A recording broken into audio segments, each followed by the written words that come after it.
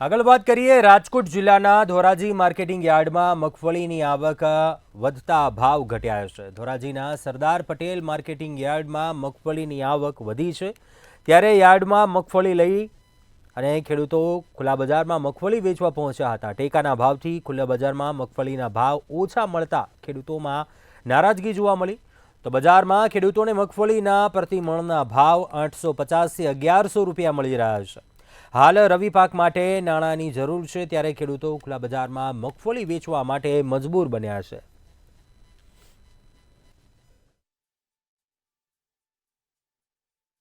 મારે ટેકાના ભાવે વેચવી છે, પણ એમાં મારે મુસીબત છે, પૈસા મોડા આવે। મારે શિયાળું વાવેતર કરવું છે, પૈસાની જરૂર છે, એટલે ફરજિયાત મારે ખુલ્લી બજારમાં 850 થી 1100 રૂપિયામાં જે આવે એ રીતે મારે વેચવું છે, અને એ મારી મજબૂરી છે।